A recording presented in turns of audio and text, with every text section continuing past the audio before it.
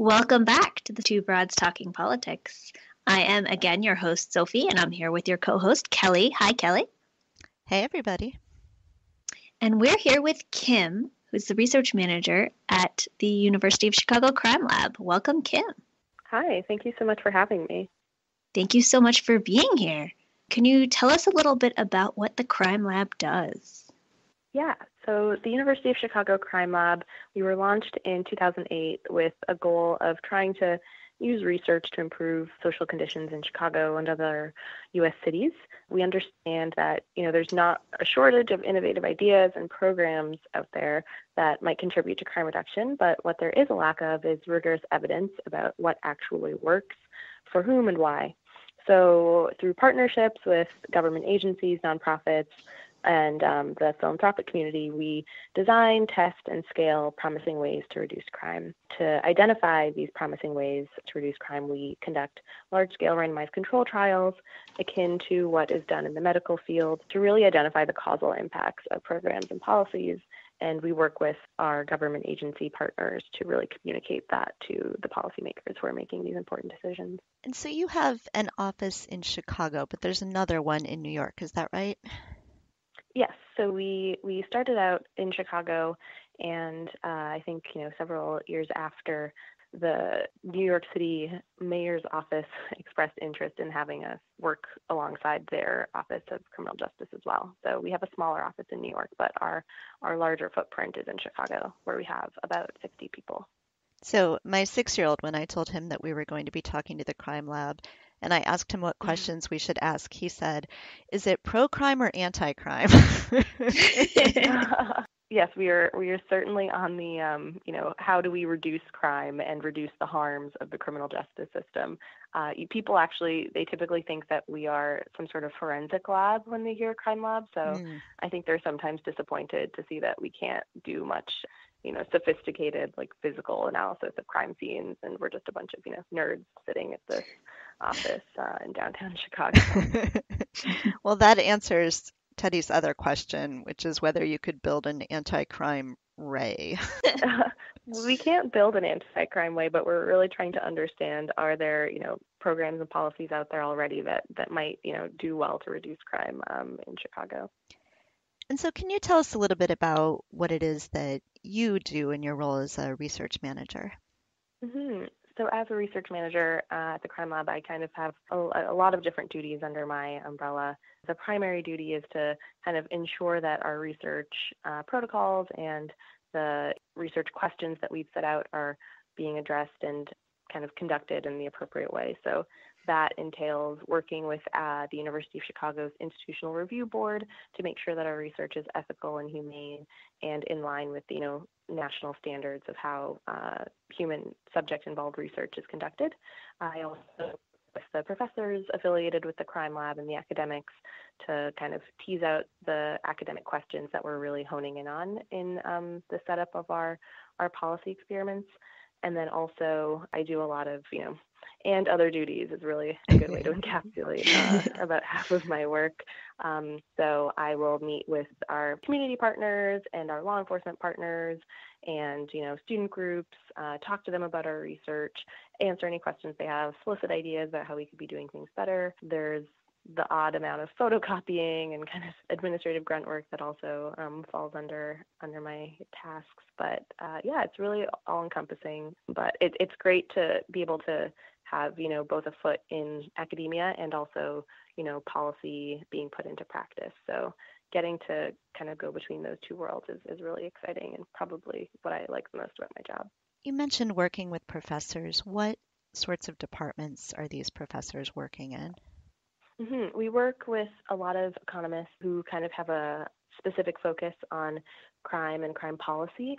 But we also, what I really appreciate about the Crime Lab is we try to bring in as many different people from different disciplines as possible to get as holistic a view of the issue that we can. So we work with sociologists, we work with criminologists, we'll work with the odd statistician if we have like a very precise question that we really need an expert in, Bayesian theory to answer. And then we'll also work with folks who have backgrounds in anthropology.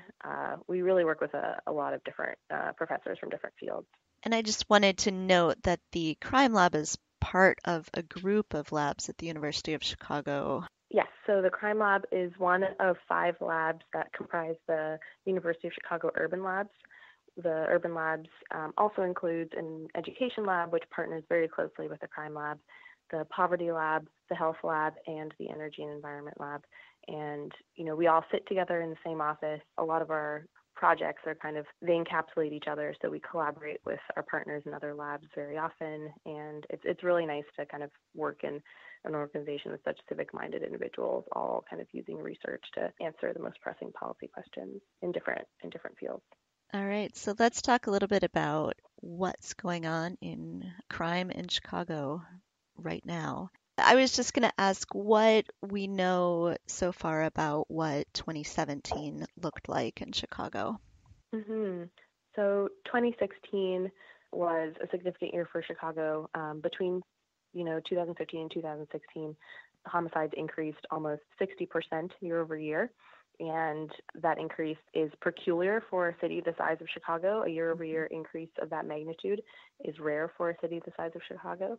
When we look at the other large U.S. cities, New York, Los Angeles, Philadelphia, and Houston, in the past 25 years that we have data, none of those cities experienced an increase the magnitude Chicago did in 2016 for gun violence. So that was, I think, a year that spurred a lot of analysis on our part and also the city of Chicago's part to really understand, what happened in 2016 and then how can we turn the tide in 2017.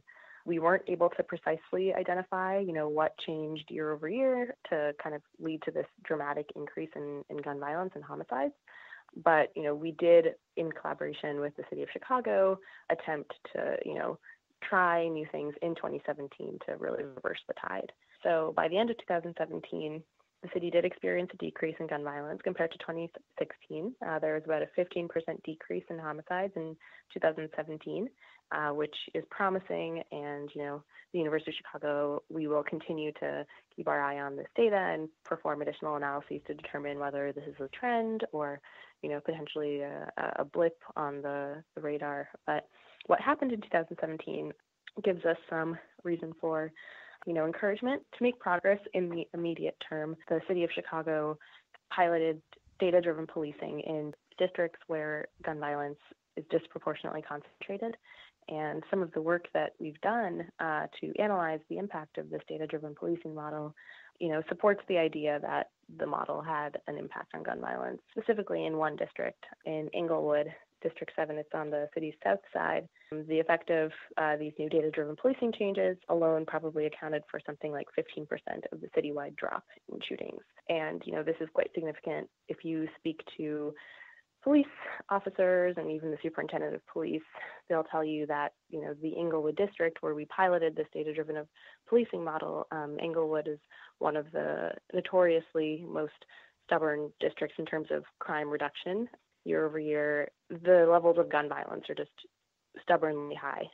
So the fact that we were able to really, I think, make a dent in what is happening in that district was really promising. And we plan to continue to study, what happened in Englewood in 2017, how might we replicate that in other police districts across the city to, hopefully yield similar or even better results.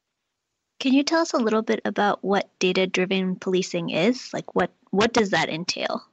Yeah, so in January of 2017, after reflecting on what happened in 2016 with the surge in gun violence, the police department brought in a team of experts from the Department of Justice to perform a technical assessment of the department's crime-fighting capacity. And one of the recommendations from this Department of Justice team was that the police department build out what are called strategic decision support centers. And strategic decision support centers are physical rooms within police districts where district commanders use a combination of new technology and data analysis to identify the areas within the district where crime is likely to occur. And then based on that, commanders can shift their resources around because, there aren't police who can be everywhere, nor is that necessarily something that, is what we are going for in the first place. So it's really important that police be in the right place at the right time. and really understand acutely where problems are likely to occur. So the use of data analysis is supposed to kind of inform commanders' decisions about where their officers should be. To kind of assist with that, the University of Chicago Crime Lab embedded their own analysts to work in the police district alongside these commanders to prepare analysis reports and maps kind of showing where trends and patterns were emerging. So this started in January of 2017. In addition, the department rolled out a suite of new technology and really tried, in addition to using their data to identify where problems were occurring, also, going out into the community, asking community members where can we, help out, or where should we be focusing our efforts, and trying to really be collaborative about the whole endeavor. So that's kind of the department's approach to data-driven policing. It's using both a combination of human intelligence from officers and community members and nonprofits, as well as, existing department data about where crime has occurred in the past. And you said that this was piloted in the Englewood neighborhood. Are there plans to expand that to other neighborhoods within Chicago? Yes. So Englewood was the first district to receive the Strategic Decision Support Center, SDSC for short, in January of last year. Quickly after that, the 11th district on the city's west side, Harrison, received an SDSC, and 4 other districts followed in about March of 2017. So currently there are 6 police districts within the Chicago Police Department that are equipped with an SDSC, and there are 22 police districts in total. So by the end of 2017, 6 out of the 22 police districts were equipped with SDSCs. And I believe the plan for 2018 is to have a total of 13 out of the 22 districts be equipped with SDSCs by the end of the year. Is this something that other cities are looking at as well? Mm-hmm. So we actually, one of the law enforcement experts who consulted with the police department on the pilot, he is from the Los Angeles Police Department. He's the deputy chief of staff out there, Sean Malinowski. And the idea for the SDSC really came from his experience in LA. He has a very similar model where he's working with civilian analysts. He's on top of his crime every day, discussing it, looking at different reports and maps and graphs, and really just using technology to supplement what he's hearing from community members and officers. So he actually has been working very closely with the department to kind of refine how it's being used here and kind of just work on the process. So we're taking a lot from LAPD, but I think if you ask him, he'll say that Chicago's actually, doing a great job kind of making it fit to the Chicago context. And, a lot of law enforcement agencies are now coming here to figure out what we're doing, how might they replicate it, how can they fit it into their local context. So that's been really encouraging. There's been a lot of, I think, collaboration from different law enforcement agencies around the country to kind of, give us initial feedback and then kind of iterate with us as we refine the model. So Chicago has been in the news a lot as an example of a place where strict gun laws don't work, that there was this rise in crime despite having very strict gun laws in Chicago. So can you talk a little bit about where the guns that are used in Chicago crimes are coming from and what sorts of policies could be helpful in reducing gun crimes? Yeah, so, many people will point to the idea that Chicago is an example of why strict gun laws don't work. However, it's important to note that there are exactly 0 gun stores within Chicago city limits. Based on an analysis that we did with the City of Chicago and the Chicago Police Department, we released a report, 2017 Gun Trace Report, where we looked at where all the crime guns that were recovered by the Chicago Police Department, where did those guns originate from? And what we saw was, because obviously there are 0 gun stores within the Chicago city limits, all the crime guns that are recovered and used in Chicago come from either suburban stores elsewhere in Cook County in Illinois or from other states. So 40% of the guns recovered in Chicago in 2017 originated from an Illinois dealer. The remaining